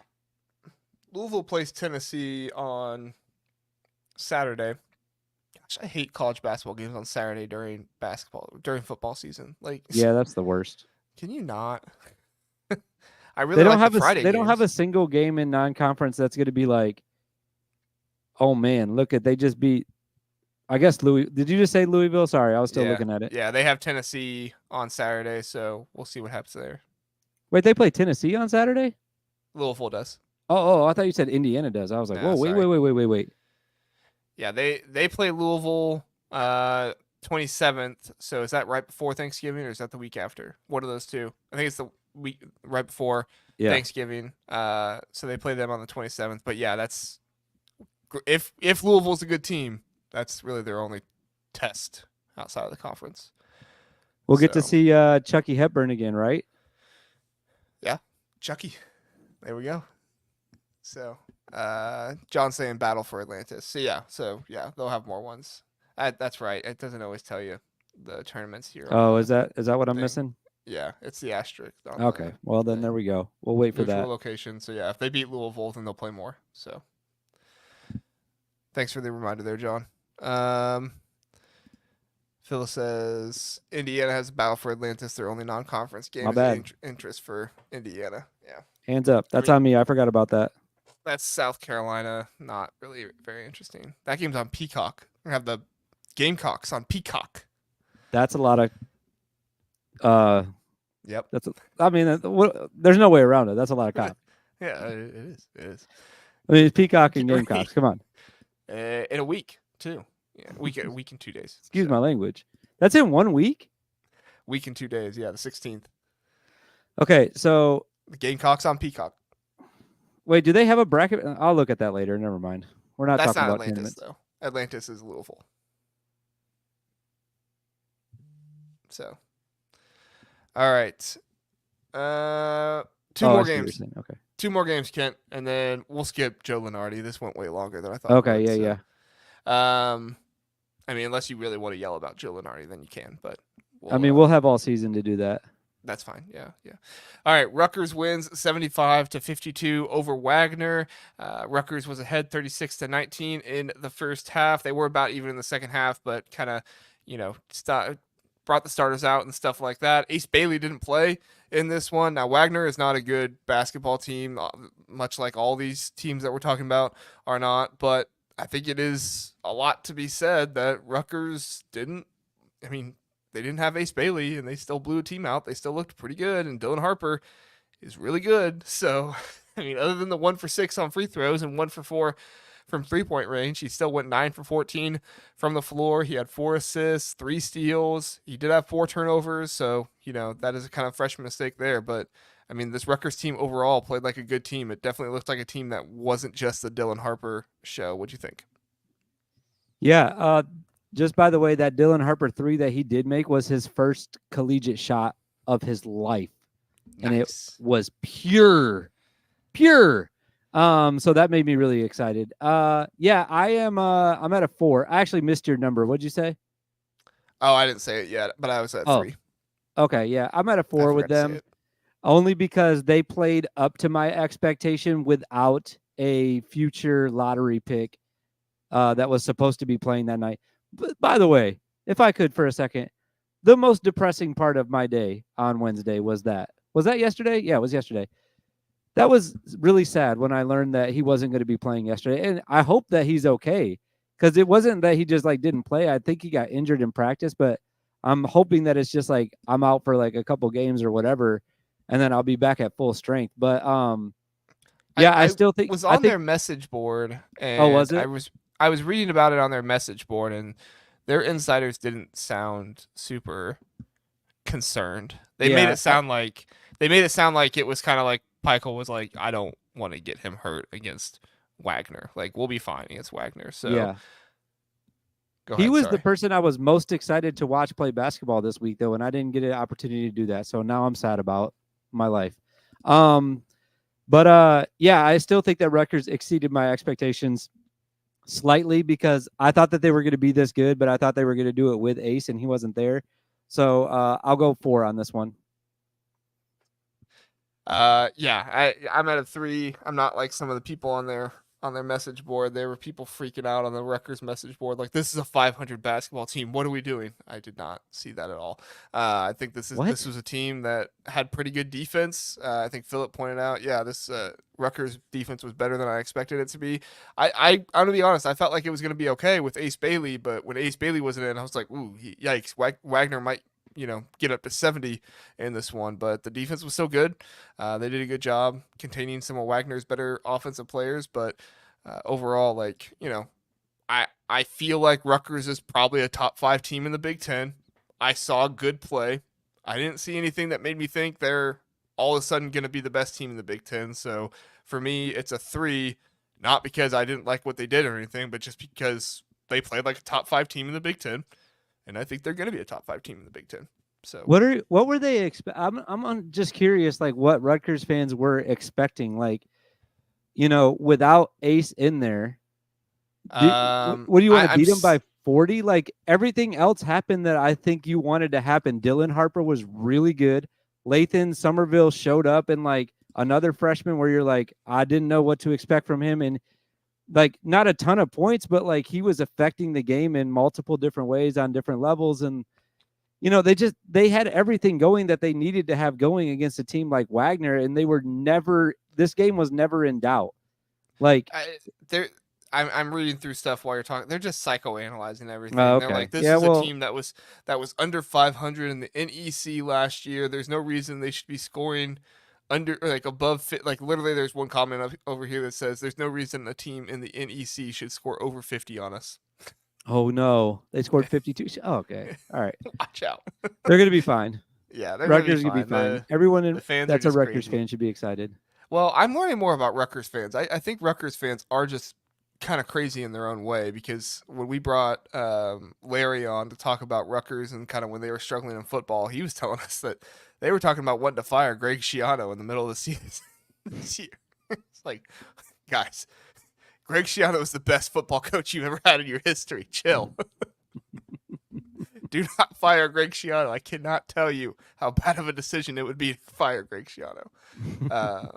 But yeah, so all right, and then last game here, Kent, Minnesota. Minnesota beats Oral Roberts 80-57. Now, this is not your Max Asmus Oral Roberts. However, this is an Oral Roberts team that they're a good basketball program. I don't know what they'll be doing this year, but they're a well-ran basketball program. So for Minnesota to go into this one and put up 80 points, it was really good. Dawson Garcia had 30. That was encouraging. Parker Fox, your guy, started 13 points. He did have 2 personal fouls, but you know what? Just the aggression of a good basketball player. I'm gonna go with a 4 in this one, Kent. I was going to go 4 too, but this is what I expected from Minnesota in a game like this. You Like have I like still, the most proud dad smile on your face right I now. When know I was I'm talking about so Parker Fox, like you're like, yeah, yeah, I know. like it was so crazy last night. Like going through Twitter and like watching all the Parker Fox stuff. Basically, it was just like a joyous moment because I have been with Parker since day. Like literally, no one could say that they've been a day one more than me with Parker Fox. Nobody. So I was really happy to see him in the starting lineup, to see all the pub he was getting. He had a mic on before the game during warmups. Listened to every second of it. You That's know, awesome. it's just a great time. 6 for 6 on field goals. But no, obviously the real story is Darson. Darcy. Dawson. That sounded real funny. This has been a long show, man. I'm gonna It start saying has. some weird stuff. No, Dawson Garcia, like really impressive, obviously. Potentially one of the best players in the Big Ten and potentially gonna have the best numbers because of the team that he is surrounded with. When you have it's not like he's got the worst players, but they're counting on him to score a lot every Oh yeah. game. So he might lead the conference in scoring. He might have to just for Minnesota to be decent. I'll say 4 with them as well. I'm confident about them, but I got to say I was pretty confident going into this game at least. Well, when I was asked who would be the first coach fired in the Big Ten, I said Ben Johnson, and that's not because I thought that Minnesota was going to be a terrible team or something like that, but I thought there was the possibility of if things didn't go well in Minnesota, there could be some kind of turmoil or something like that. But credit to them. I mean, this team looked really well put together. Dawson Garcia, looks like a player of the year in the Big Ten caliber type of player, and I don't think he'll win it. Similar to Peyton Sanford, I just don't think Minnesota will be good enough to win it. But they definitely still have some things to iron out, though. I mean, Brendan Rigsby had 3 turnovers in this one. He was a transfer you brought in, kind of be more the ball handler.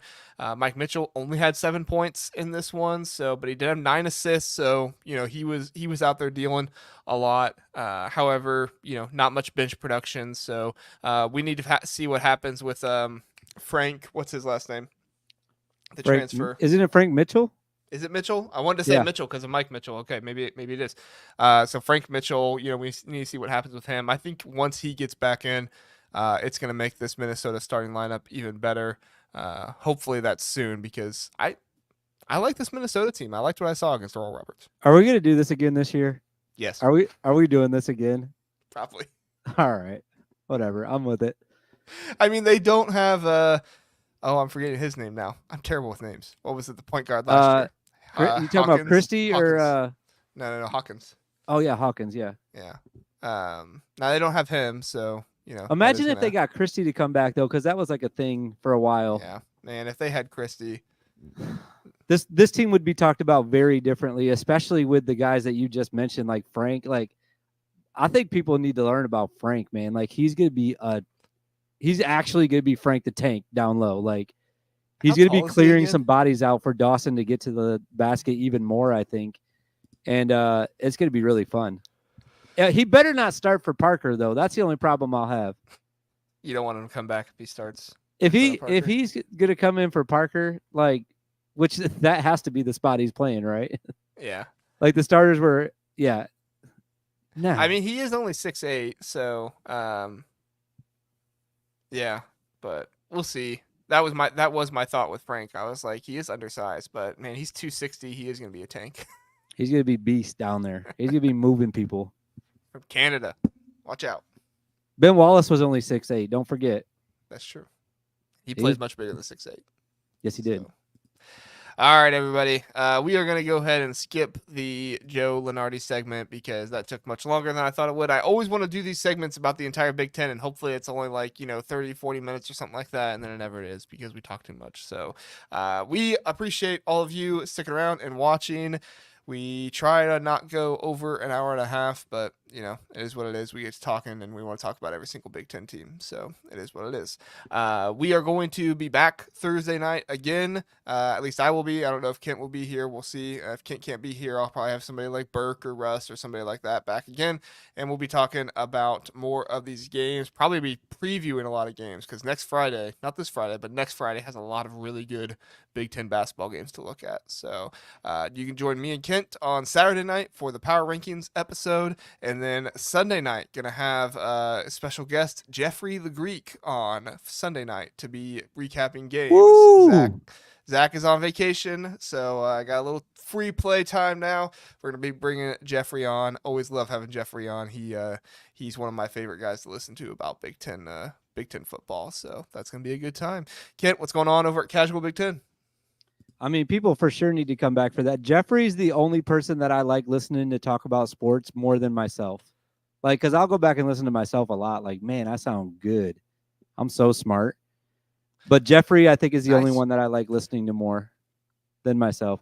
Not a lot going on with me. Just doing Twitter. I got an announcement coming on Monday that you know about already, but not everybody does. So stay tuned to Twitter on Monday. It's big for me. I don't know if it's big for everybody else. And USC is losing to Idaho State right now. And there's 4 minutes left in the first half. So I don't remember what I said about them, but it's bad. And also, one last thing about being bad, like I love it. I love that the Big Ten puts stuff on Big Ten Plus and they let the students run the cameras and the microphones and everything.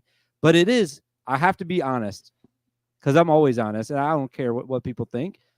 It is a terrible viewing experience. Most of these games. That Minnesota game yesterday was brutal to watch. Like that was the camera, I was going to have a seizure.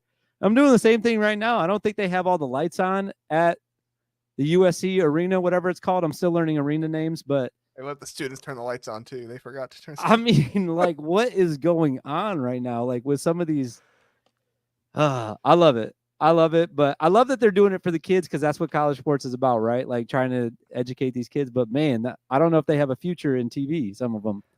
Did I tell you when I was in college, I ran the camera for the football team for a season? Did you? Yeah, I did. How'd that go? I did.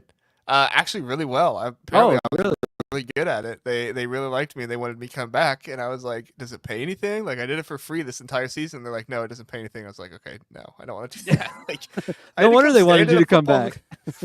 I just stand in a football game for 4 hours and follow the ball. Like I like football. Don't get me wrong, but I was like, I'm gonna stand up here for 4 hours afterward, and like I didn't get like free food or anything because you can't leave the camera and go someplace. Like when they first told me that I was doing it, they were like, "Oh yeah, like we'll send somebody up there and you get the third quarter off to like go get a free burger or something like that." I was like, "Oh okay," and then nobody ever came in the third quarter, and I was like, "Well, this sucks." Like you should have just left the camera on and been like, "You guys said I had third quarter off." Like, sorry. Like the wide view and like leave it. The all 22 JR's all 22.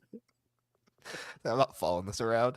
But the worst part about it was the camera angle was awful. Like I wasn't even center of the field looking at it. They put me in the at the top part of the bleachers on the complete left side. So like when they were driving on the left side of the field, it looked really really good because I was right down the middle at it. But when when they were driving on the like right into the field, I was like looking at the center's butt. Like that's what they're doing with all these basketball games right now. I think they're setting these kids up in like the weirdest location. They're so bad, dude.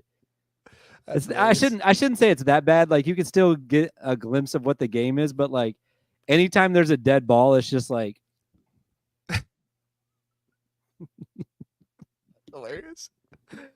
Oh man! All right, everybody. Well, have fun watching Big Ten Plus and watching the students do it. So, encourage them, tell them they did a good job, and thanks for trying. But we appreciate you being here. Thank us for trying. We tried tonight. Okay, so even if you hated it, we still tried. So that's right. And Kent donates his time to come here and help out. So we appreciate it, everybody. Have a good night, and we'll see you Saturday night for the Power Rankings episode.